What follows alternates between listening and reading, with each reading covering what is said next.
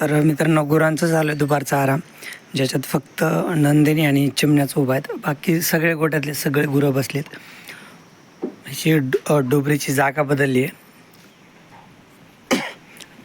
तर डोबरीला थोडंसं अलीकडे घेतलं आहे, तिथं दगडं होते ना, तर म्हणजे आणि ती कसं उन्हात थांबत होती जास्त करून, म्हणून तिला इकडं कोब्यावर घेतले. आता ती मस्त आराम करते कोब्यावर, तिला आता काही अडचण नाही. बाकी माझा आवाज ऐकून तो बैल उठला आहे. इथं बाकी मग सगळ्यांचं चालू आहे असा मस्तपैकी आराम. नंदिनी का गं, आता आपण एकदा पिल्ले बघू बरं का, काय म्हणता येते. इथं पाखरू आहे का बघतो आधी. पाखरू नाही, दिवसभर नाही, पण अरे यार, एक पिल्लू बहुतेक गायब झालं. आणि दुसरं पण बघा ना, कसं तोंड आग केलं रे त्यांनी. चांगलं मोठं झालं बरं का, ग्रोथ चांगली आहे, पण तोंड नाही तसा कलरच आहे वरती तोंडाला, पण अगोदर सुरुवातीला उघडलं होतं त्यांनी तोंड. यार एका पिल्ल्याचं काय झालं काय किंवा यार एक पिल्लू कसं काय गायब झालं काय माहीत नाही तिथलं, पण एकच आहे की पाखराने जागा बदलली की काय. पण इथं पाल वगैरे तसं आता काही नाही आहे इथं, पण त्या पिल्ल्याची वाढ वगैरे म्हणजे एकदम चांगली मस्त आहे. काल 2 होते यार, आज एकच आहे, पण चांगलं मोठं झालं बरं का, म्हणजे वाढले पटकन होते त्याचे. हे बघा, वाढ पटकन होती. पण इथं कसं आहे ना, हा पण पत्रा एक गरमी लई होती यार, तिथं गरमी जास्त होती. मग त्याच्यामुळे एक पिल्लू दगावलं की काय काय माहीत, का पाखराने जागा बदलली आहे काय माहीत नाही. सध्या तरी एक आहे, माझं लक्ष आहे, पण पाल वगैरे तसं तिथं मी लक्ष दिलं, पण तसं काहीच नाही आहे इथं. आणि आता आपले हे खोकं चालू पण नाही, नवीन कुट्टे मिशन आणल्यापासून इथं लाईट वगैरे काहीच नाही आहे, आणि हे खोकं पण बंद आहे. पण फक्त हा दरवाजा आहे आणि खालून खोपा ह्या स्टार्टरवरती आधार आहे, तर त्याच्यामुळे हे दोन्ही आपण काढलं नाही. तर असं आहे, मग त्याच्यामुळे तो खोपा व्यवस्थित आहे, फक्त गरमी जास्त होते तिथं. म्हणजे गलत जागेवर खोपा बसवला त्या पाखराने, कुठंतरी झाडात वगैरे पाहिजे होतं, म्हणजे थंड जागेवर. एवढंच आहे. बादलला त्याच्या जागेवर ऊन लागत होतं, त्याच्यामुळे मी इथं सावलीत घेतलं होतं. पण बांधला त्यावेळेस सावली होती, झाडाची सावली कशी असते, टाईम गेला की सरकत असते बाजूला. तेव्हा आता सावली पलीकडे आली आणि बादलच्या अंगावर ऊन आहे, पण त्याला आता सुबाबळ खायला टाकली ना, मग त्याच्यामुळे त्याची आता जागा पण बदलायची नको. आता एवढं खाऊ द्या. आणि मी जाणार आहे तळ्याकडल्या शेतात ऊस तोडायला, मग त्याच्यामुळं आता बादलला आणि खायला पण टाकलेलं आहे त्याला. मग त्याच्यामुळं आता राहू द्या उन्हात. आणि गावरान येतो उन्हाने, त्याला काय होत नाही, उन्हाचं त्याला काही प्रॉब्लेम नाही, त्याच्यामुळे तो आता खातो आहे. पण मग राहू द्या थोडं उन्हातच. मग मी परत आलो ना, तर त्याला त्याच्या जागेवर बांधन, त्याच्या जागेवर त्याला मग तोपर्यंत सावली येते.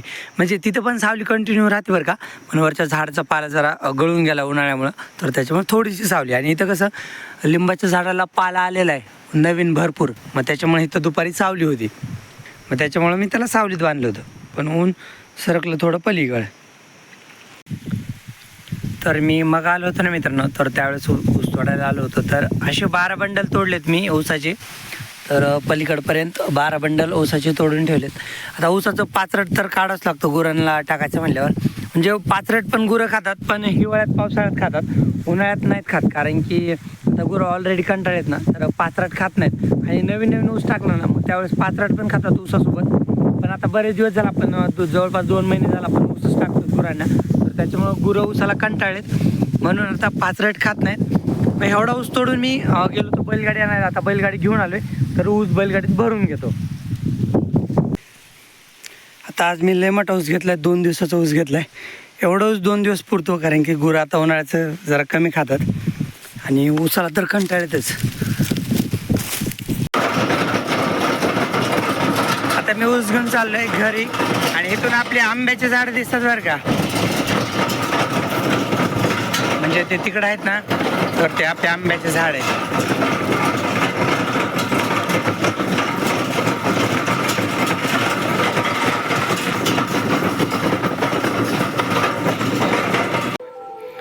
मी ऊस घरी घेऊन आलो, अर्धा ऊस तिथं कुट्टीसमोर टाकला. पण म्हणजे आज जेवढा कुट्टी करायचा होता ना, तर तेवढा त्या लालक्या कुट्टीसमोर टाकला. पण लाईटच गेली. आधीच उशीर झाला आणि त्याच्यात परत लाईट गेली, परत अर्धा तास उशीर होतोय. आणि गुरं तर आता खायचीच वाट बघतायत. नंदिनी कशी कान बाजूला करते, लगेच इकडं बघते, तिला तिचं नाव पाठे. ए बगिरा, ए बगिरा, बघा बगिरा पण बघते. देवशेनी, ए देवशेनी. ही जर्सी गाय ना किती भरलेली असते ना, आज भैयाने धुवून काढले तिला. आणि भैया तर इतकं चकाचक म्हणजे धुवायला लागला तर लयच चकाचक धुतो, नाही तर धुतच नाही. आणि जर्शा गुरांना कसं म्हणजे ह्यांना धुणं लागतच नाही, तर जिथं शेण टाकतात तिथं शेणावर बसतात आणि खातात भरपूर, तर त्याच्यामुळे शेण भरपूर असताना आणि परत शेण तसं लिक्विडमध्ये राहतं म्हणजे जरासं पातळ. आणि गावरान गुरांचं लयच घट्ट असतं. गावरान गुरं शेणावर बसत पण नाहीत, जर्शांचं शेण पातळ असतं आणि शेणावरच बसतात. त्याच्यामुळे भैयानी वरपासून ते खालीपर्यंत सगळी धुवूनच काढली. ही पण व्यवस्थित धुतली आणि ही पण पूर्ण धुवून काढली. हे चल बाई इकडे ये लवकर, आज लवकर सुटली राव ही. दूध तर लय पिली, आकडली की आली म्हणजे पूर्ण दूध पिली. पण मी बकेट आणली आता दूध काढायला, हिला बांधून दूध काढून घेतो. थांब थोडं. हा दूध काढून घेतलं आणि सोडलं परत धनश्रीला प्यायला. तर आपलं जेवढं दूध काढायचं असतं ना तर तेवढं दूध काढून घेतलं आणि परत सोडलं तिला. मी कुट्टी करत होतो, भाई मला सांगितलं वासरू सुटलं म्हणून. तर हे बघा, ही पूर्ण म्हणजे ह्या लाईनपर्यंत 10 लिटर भरतं दूध इथं. आणि तो फेस दिसतोय ना तुम्हाला, ह्याच्यात दूध हल्ल्यावर दिसेल. तर हे बघा, ह्याच्यात हे दूध हलते ना तर इथवर तिथपर्यंत आणि माझ्या बोटापर्यंत 10 लिटर भरतं बरं का ह्याच्यात. आणि एवढी तुम्हाला बकेट अशी उचलून दाखवतो, एवढं दूध काढलं मी म्हणजे 3.5 लिटर दूध असेल. तर एवढं ती देते आपल्याला रोज, म्हणजे रोज जेवढं दूध देते ना तर तेवढं दूध मी काढून घेतले आणि परत धनश्रीला दूध प्यायला सोडले. आपण रोज कसं करतो, एका साईडचं एक पाकं म्हणजे 2 सड आहेत ना, धनश्रीला पिऊन देतो आणि 2 सड आपण दूध काढतो. म्हणजे गाय पाणवले की आपण अगोदर दूध काढून घेतो, मग मागून धनश्रीला प्यायला सोडतो अर्धं दूध. तर जेवढं दूध रोज देते ती, तर तेवढं दूध मी काढून घेतले आणि परत धनश्रीला मग प्यायला सोडले. आणि आज वेळेपेक्षा पाऊण तास लवकर दूध काढलं आणि लाईट नव्हते, तर त्याच्यामुळे मला आधीच खायला टाकायला उशीर झाला होता. तर मी कुट्टीच करत होतो, आणखीन खायला नाही टाकलं तिला. संध्याकाळचं खुराक दिलं नाही शुभश्रीला आणि खायला पण नाही टाकलं. आता तिचं दूध तर काढून घेतलं म्हणजे संध्याकाळचं एक काम माझं लवकरच झालं आहे. तर मग आता परत थोड्या वेळाने आता खायला टाकतो ह्यांना अगोदर. आता कुट्टी झाली माझी. तर हे बघा, एवढं दूध आहे आणि रोज पण ती एवढी बकेटच दूध देते. आज जरा लवकर काढले म्हणून तुम्हाला दाखवतो. आणि मला आता दूध काढू देते, शुभश्री मला आता दूध काढू देते. आणि दूध आणखीन काशात आहे, नसतं तर धनश्री एवढा वेळ पिलीच नसती. तर असं दूध पिते धनश्री. ते बघा धनश्रीची तर मज्जा आहे बाबा. आज तुम्ही तसं नाही यार, बरं झालं आज कसं बांधलं होतं. रोज असंच बांधायला पाहिजे, लवकर दूध प्यायला भेटतं. तसं तिला दूध पोटभर आहे बरं का. 3 महिने होईपर्यंत वासरांना दूध पोटभरच राहतं. आत्ताच नंदनीचं दूध आपण कमी केलं आहे, नाही तर तिची आई जर राहिली असती ना तर मग आपण तिला दूध चालूच ठेवलं असतं. पण थोडंसं गणित पण लक्षात घ्यावं लागतं ना, तर त्याच्यामुळं पण धनश्रीला तरी 3 महिने होईपर्यंत आपण फुल दूध पाजणार, तिला जेवढं प्यायचं तेवढं. डुबरी तर खायची वाट बघून खाली बसली. माझं यार डोकंच चाला नाही, डुबरीला जागा कुठं करू. तिला तिथं जागा केली ना तर तिला गौरांगच्या पायापाशी तिथं बसता येतं. म्हणजे ती सुरुवातीला जिथं बसली होती ना तर तिथं. पण मी आज बघितलं तर ती तिथं बसतच नव्हती, तिकडं उन्हातच थांबायला लागली. तिला इकडं पण बसायला जागा आहे, काही अडचण नाही. पण डुबरी काय करते, अर्ध्या शेडमध्ये अर्ध्या सावलीत अर्ध्या उन्हात थांबते. मग त्याच्यामुळे मी तिला इथं बांधले. तर इथं ती कोब्यावर बसते मस्त.